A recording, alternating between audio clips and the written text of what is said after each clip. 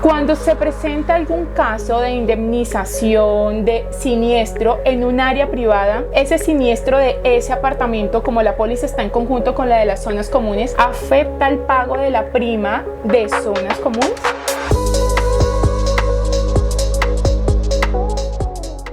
Hola, bienvenidos a todos a nuestro canal, a este nuevo episodio. Para hoy tenemos un invitado muy especial, el doctor Silvio Agudelo Guevara, economista de la Universidad Autónoma de Occidente de Cali, abogado de la Universidad San Buenaventura, especialista en seguros de la Universidad Externado de Colombia, especialista en economía, con más de 52 años de experiencia en el área de seguros y 30 años en propiedad horizontal. Es un honor tenerlo hoy con nosotros. Muchísimas gracias por el espacio que nos está brindando. Bienvenido. Pues muchas gracias, Lorenita. Un orgullo estar en su programa. Me encanta y por eso estoy aquí para atender las inquietudes que tengan al respecto, para que los oyentes de los audioescuchas pues queden bien enterados sobre el tema que has propuesto. Que podamos enseñarles. Hoy vamos a hablar sobre el tema de seguros y vamos a aprovechar todo el conocimiento que usted tiene en el área como tal. Y quiero iniciar con la primera pregunta y es, ¿cuál es la obligatoriedad en las copropiedades de tener un seguro? Y me refiero a obligatoriedad de un seguro de zonas comunes y de áreas privadas. ¿En qué caso es obligatorio como tal para las copropiedades adquirirlo? Hay que empezar por remontándonos al proyecto de ley, la ley 75, allí de la cápita de seguros, que está para en el artículo 15, se hablaba que el seguro era obligatorio para tanto los bienes privados como los comunes. Pero al final, en el Senado, se aprueba que solamente es obligatorio para las áreas comunes, para los bienes comunes, y es voluntario para los bienes privados. En la práctica, hay algunos condominios que por asamblea determinan que es obligatorio también los seguros de las áreas privadas, porque dicen que no tiene sentido uno asegurar parcialmente su inmueble. Cuando tú compras en propiedad horizontal, tú compras dos derechos. Entonces, hablemos de un apartamento, por ejemplo. Entonces, tú tienes unos derechos privados, propios, internos, de el goce y disfrute de tu área privada, ¿cierto? Que yo no le llamo área privada, sino acabado privado, y más adelante explicaré por qué. Y tienes en propiedad horizontal, cuando compras, también tienes un derecho adicional al derecho privado, que es un derecho comunitario en los bienes comunes, de acuerdo a tu coeficiente, que vamos también más adelante a explicar qué son los coeficientes. Entonces, ese seguro nació con la obligatoriedad en las zonas comunes, pero en la práctica hay algunas asambleas donde se aceptan comunes y privadas. Entonces, para concluir entonces, es obligatorio, de acuerdo a la ley, adquirir el seguro de zonas comunes. El seguro de área privada ya quedaría a criterio de la asamblea o de cada copropietario como tal. Correcto. Listo. La siguiente pregunta es, cuando se toman o cuando las asambleas aprueban estos seguros de áreas privadas que se incluyan dentro del presupuesto y que se pagan con la cuota de administración, estas áreas privadas se aseguran en conjunto con las áreas comunes. Sí. Cuando se presenta algún caso de indemnización de siniestro en un área privada, ese siniestro de ese apartamento, como la póliza está en conjunto con la de las zonas comunes, ¿afecta el pago de la prima de zonas comunes? Sí, ese es uno de los argumentos que se tienen en algunas copropiedades de decir, no, lo que dice que lo obligatorio son las zonas comunes, sí. Lo privado voluntario. Además, hay reclamaciones en el área privada que pueden afectar la experiencia siniestral en el año, y en eso tienen razón algunos. Y hay otros que no tienen, está dividido. No hay una situación pacífica en ese sentido. Pero el principio general es que solamente lo común es lo obligatorio. Lo privado es voluntario y sí afecta, claro. Porque, ¿por qué razón, querida Lorena? Porque están en un solo contrato. Sí. ¿Cierto? Es un solo NIT, un solo contrato. Dividido, valor asegurado total para las zonas comunes, valor asegurado total para las privadas, que luego lo divide de acuerdo al coeficiente. Entonces, cualquier reclamación en un área privada puede afectar la experiencia siniestral. Pero los que lo defienden dicen, bueno, es que cuando yo compré un apartamento, compré una casa o compré una bodega o compré una oficina, yo compré un área común y privada. Porque voy a asegurar nada más apenas una parte de eso. Ese es el argumento fuerte que se tiene para eso. Es como yo siempre digo, si yo voy a que me tomen un seguro de accidentes, ¿por qué me van a asegurar de las rodillas para arriba? No, yo estoy enterito, asegúreme todo. Es esa. La siguiente pregunta es, cuando yo hago una reclamación por un tema de un siniestro y solicito una indemnización, las primas siempre suben.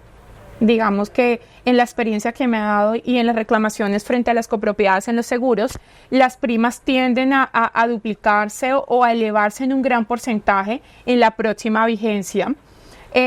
Estos incrementos que se generan a raíz de las siniestralidades, ¿cuánto puede perdurar en el tiempo? O sea, esas elevaciones del pago de los seguros tienen algún tiempo determinado por 3 años, por 4 años, por 1 año. Luego, digamos que se regula el valor del que se venía pagando antes del siniestro. ¿Cómo funciona esa parte en seguros? Las compañías de seguros a su interior tienen unas estadísticas de las reclamaciones que afecten, y en lo que llaman, ellos tienen 2 términos, por severidad o por frecuencia. Severidad es la magnitud del daño. Por ejemplo, un temblor, un terremoto, un acto terrorista, una avalancha, puede causar un siniestro severo. Y eso afecta las consideraciones. No importa que, supongamos que estamos en la vigencia de 1 de enero a 31 de diciembre, no importa que el reclamo se dé en las primeras de cambio en enero o se dé por allá en noviembre. Igual el pecado es el mismo, si así lo quisiéramos llamar. Entonces, si el reclamo es muy severo, opera lo que tú dices. Lógico, porque ellos al hacer la evaluación de esa póliza, toman y dicen, no, pero es que este siniestro, voy a dar un ejemplo. Si yo pago 10 millones de pesos de prima y tengo una reclamación de 50 millones, imagínate, fueron 5 veces más. La compañía se dio la pena, entonces la compañía dice, no, yo tengo 2 opciones, o no te renuevo por la severidad de tus reclamos, o te subo la tasa, ¿cierto? En cuanto a los reclamos pequeños... Pero, ¿y en ese incremento de tasa, hay un tiempo determinado que perdura, digamos, esa elevación, o es indefinido, o ya la póliza, digamos, que parte de esa base? Ya lo habías dicho, mira, el mercado es caprichoso. Sí. Lastimosamente, hay muy pocas compañías en propiedad horizontal. Creo entender, pues, según datos de Basecolda, las compañías de seguros son como 35, 37 compañías de seguros en Colombia. En Colombia. Tomando las nacionales y las multinacionales, que ya casi todas son multinacionales. Y sucede que ellas tienen sus políticas. Sí. Entonces, cuando vuelvo al tema anterior, la severidad te quedó claro, ¿cierto? Sí. La frecuencia es cuando los reclamos son pequeños, pero tengo muchos reclamos. Para mejor ejemplo, y para que nos entiendan los que escuchan este programa, en tu seguro de autos, cuando tú reclamas por un rayoncito de un bumper, de otro golpecito atrás, te lo pagan, ¿no? En la cuenta del deducible te lo pagan, pero te le van sumando y le dicen, no, Lorena, vea, es que usted tiene mucha frecuencia, usted reclama mucho. Por eso es que esa cultura de seguro sí la hemos aprendido acá, porque nosotros también, pues casi todos tenemos seguro de carro. Entonces, si hay mucha reclamación, yo me aguanto el varillazo, ¿cierto? Pero si el reclamo es severo también, te dicen, no, yo no te aseguro para la próxima. Y ahí hay que distinguir entre las pólizas colectivas e individuales. Es mejor estar en una colectividad de autos, ¿cierto? Y porque se tiene que mirar la experiencia en global. Entonces, los reclamos pequeños también nos llevan a analizar el tema de frecuencia. ¿Con qué frecuencia reclamo? Y la inquietud tuya, que me la has preguntado 2 veces, ¿cuánto dura ese castigo, digamos? Sí. Hay compañías de seguros que el primer año uno cotiza con ellos, entonces le subieron el precio. Pero después vuelve y cotiza con ellos y eso queda a criterio de ellos. Ok. Sí, queda a criterio de ellos. Pero sí parece que hay un parámetro que son los 3 años. Porque ellos cuando le preguntan a un candidato nuevo, por ejemplo a ti, que manejas muchos conjuntos, y dicen, vean, Lorena, ¿y cuál es la experiencia siniestral de tal edificio? en los últimos 3 años, te preguntan. Sí, correcto. Entonces tomémoslo por 3 años. A los 3 años ellos como que se sanea eso, ¿sí? Se sanea el reclamo y vuelve y empieza y juega. Pero eso depende de cada compañía. Y hay unas compañías que son más estrictas y otras que son más flexibles en eso. Silvio, ¿qué es el deducible y cómo se aplica? La que tienen los aseguradores es que la suma que invariablemente se descuenta después de un siniestro. Tasada la indemnización, el valor a pagar, el deducible es la suma que invariablemente tiene que pagar el asegurado. Ok. Vienen expresados en porcentajes y en salarios mínimos. Entonces, ya uno con el asesor le averigua, bueno, esto tiene un deducible del 10% sobre la pérdida, mínimo 2 salarios. Quiere decir que no puede haber reclamaciones de menos de 2 salarios y cuando superen los 2 salarios te pagan el 90% apenas porque te descuentan el 10% deducible. Okay. El mejor ejemplo para entenderlo así, lo conocen la gente por los seguros de autos. Los seguros de autos funcionan así. Deducible del 10%, del 5%, del 3%, del 2%, con mínimo de tantos salarios. ¿Cuáles son los amparos básicos que debe tener las pólizas en propiedad horizontal? Muy bien, yo te la cambio. Okay. La ley C75 tiene unas normas imperativas y de orden público, y para que nos entiendan los que están escuchando este programa, es que esas normas son absolutas, operan en todo el territorio colombiano y no se puede pactar nada diferente a eso, en contrario. Es una norma imperativa. Por ejemplo, sería absurdo que un reglamento de propiedad horizontal decía, no, aquí el seguro de zonas comunes es voluntario. No, porque iría en contra de la norma imperativa, entonces se considera como letra muerta. Es una violación al contrato de seguro y violación de la norma constitucional también, porque las normas imperativas están en la Constitución también, y en muchos códigos. Y esas normas están regadas en la ley C75 y una de ellas es el artículo 15 de la ley C75. Okay. Entonces, la ley C75 dice, palabras más, palabras menos, de que el seguro, voy a resumirlo, el seguro debe garantizar la reconstrucción del inmueble. Entonces, yo saco 2 conclusiones, ahí inmediatamente saco 2 conclusiones. Primero, para yo garantizar como administrador, como consejo y nosotros como asesores de seguros y las compañías de seguros, para garantizar la reconstrucción del inmueble, tengo que tener una cobertura completa. Los amparos deben ser completos. ¿Cuáles son esos amparos? Todos los fenómenos de la naturaleza y todos los que el hombre causa intencionalmente, como una huelga, un motín, una sonada, una conmoción civil, casos de primera línea, un acto terrorista, un acto subversivo, un acto vandálico, ¿cierto? Están cubiertos ahí que se llaman riesgos políticos y están los riesgos que el hombre controla o que causa el hombre por un incendio, un cortocircuito, una explosión la puede causar accidentalmente en la zona, y otros que los causa intencionalmente, como son los grupos subversivos, los actos malintencionados de terceros. Si yo junto esos 3 grupos los fenómenos todos los fenómenos de la naturaleza, todos los que causa el hombre en forma intencional y todos los que el hombre causa no en forma intencional sino accidentalmente, estoy frente a una póliza llamada todo riesgo. Entonces, para ilustrar a los que están escuchando el programa, esas pólizas se llaman todo riesgo por daño material. ¿Y quién la controla? La Superintendencia Financiera. O sea, el marco que nos da el artículo 15 nos exige que no puede ser cualquier seguro. Dice, no, es que yo te puedo tomar, porque es que cuando usted lee el artículo 15, y los que están oyendo, si quieren, leen el artículo 15. Pueden ir a buscar. Dicen que no, es que aquí dice que los seguros deben ser los de incendio y terremoto. ¿Cierto? No. Y entonces, si tenés incendio y terremoto, ¿dónde me dejas daños por agua, anegación? Mire lo que está pasando en este momento en la ola invernal en Brasil. Es una cosa tremenda, ¿no? Que nunca se ha pensado en toda una ciudad inundada. Entonces, eso está cubierto, ¿cierto? Así como están cubiertos todos los desastres naturales, la caída de un aerolito, cualquier cosa, todos los fenómenos de naturaleza, no hay ninguna exclusión, y todos los que el hombre causa. Entonces llaman, ¿cómo se llaman en el mercado de los seguros? O en las dos seguros, pólizas de todo riesgo. ¿Cuáles son las otras? Son pólizas de riesgo nombrados. Y te lo doy con un ejemplo, a la póliza de hogar. Si vos vas a comprar una póliza de hogar para tus muebles, tú dices, no, yo necesito es que me dé incendio, terremoto y no más. Y puedes comprarlo, te lo venden. Eso se llaman riesgos nombrados. En propiedad horizontal no se puede hacer eso, porque te los exigen todos.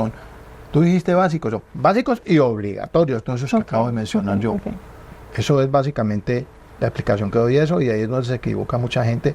Y también qué pena con mis colegas, hay muchos abogados que también dicen, oiga, pero es que en ese artículo 15 dice que pólizas que cubran los riesgos de incendio y terremoto.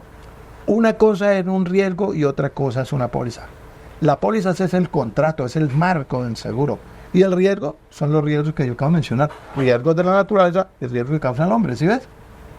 Y entonces yo no puedo, ese artículo 15 es despistado porque dice que los riesgos, las pólizas que cubran los riesgos de incendio y terremoto.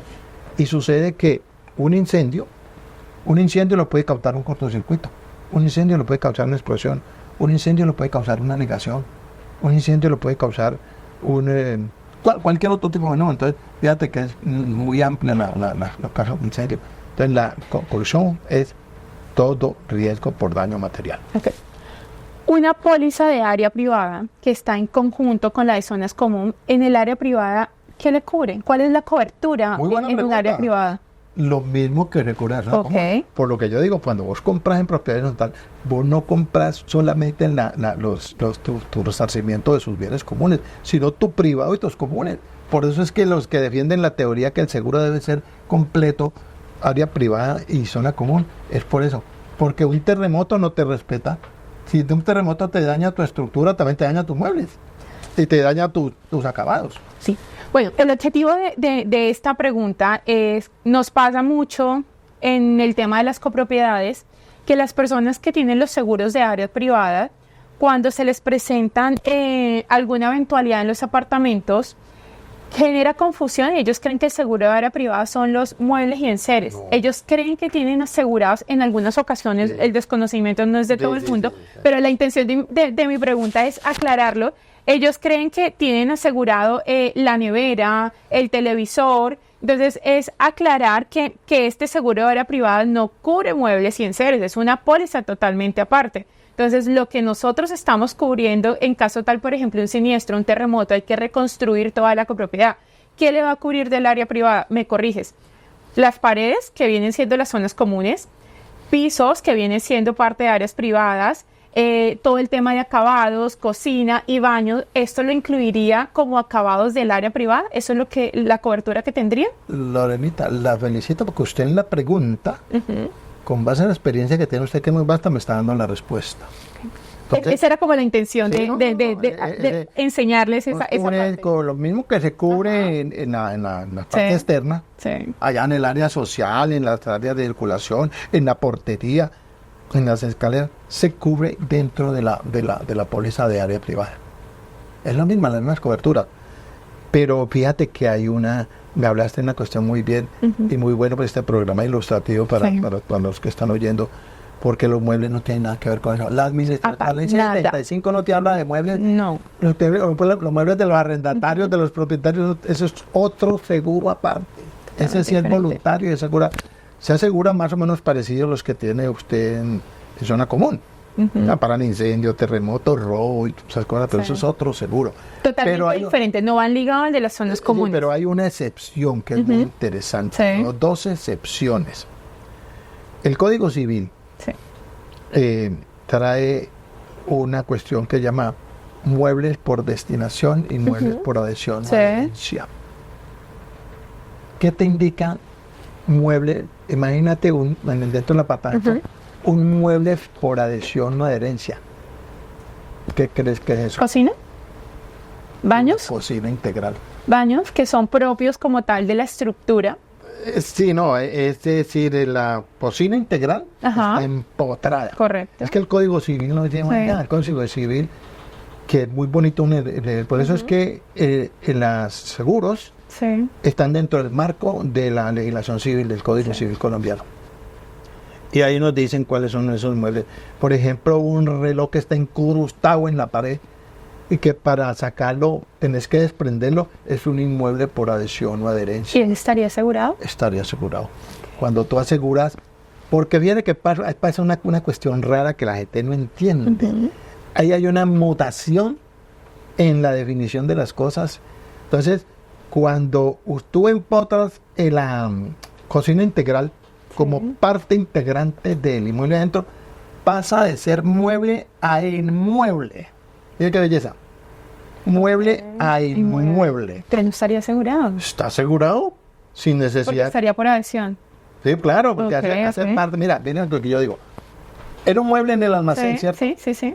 El constructor llegó y te lo empotró, o vos lo cambiaste y quedó empotrado. Entonces queda y que pasa de mueble, que es lo que se puede trasladar de un sitio a otro sin que se dañe. Ok. Y si tú vas a desprender la cocina integral, tienes que dar un poco de daño, Sí. un poco de cosas. Entonces por eso se llama un mueble para que los oyentes entiendan eso que es facilito. Mueble por. Y ahí la sí herencia. aplicaría. Eso no lo conoce mucha gente. Ok, sí. Entonces, Hay mucho desconocimiento en esa parte. Yo no tengo seguro muebles. Ajá. Y se me quemó mi apartamento. Puedes salvar tu cocina por la póliza del área privada, porque es pasó de ser de inmueble a inmueble. Lo mismo que las pérgolas que hay en las Primeros pisos en un patio. Sí, sí, ajá, sí. y esas pérgolas vienen de la construcción inicial.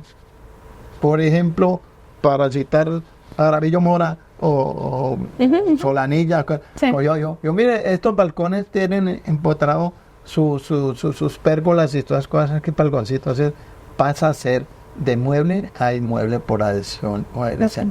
Qué interesante, ¿cierto? Y si la pérgola me entregan mi apartamento, digamos que mi patio, bueno, mi zona está descubierta y la pérgola la instalo yo como tal, tomo el seguro de mi área privada, ¿sufre cualquier afectación en ese caso? Qué buena pregunta. ¿Qué? Oye, usted es muy pillina, ¿no?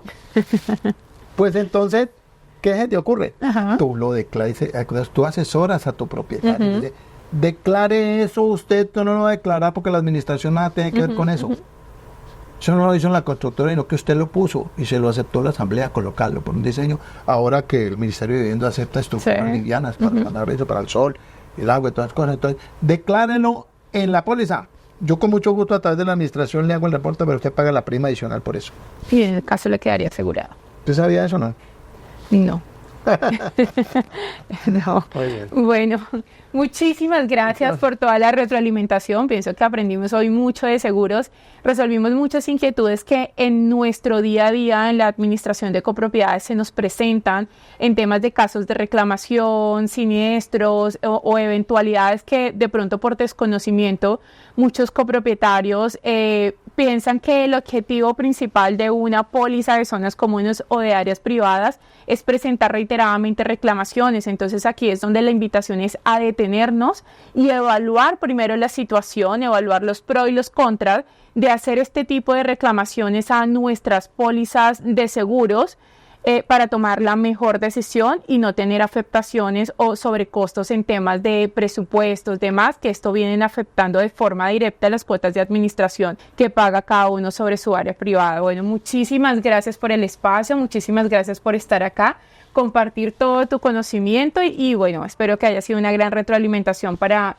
todos nuestros suscriptores. Muchísimas gracias. Con mucho gusto, y nos falta un tema para más adelante que es otro el episodio complementario de responsabilidad civil. Ok, claro que sí, ¿No? lo haremos, claro que sí. Ajá. Tendremos otro episodio donde continuaremos con todo este proceso de seguros. Muchas gracias. Gracias.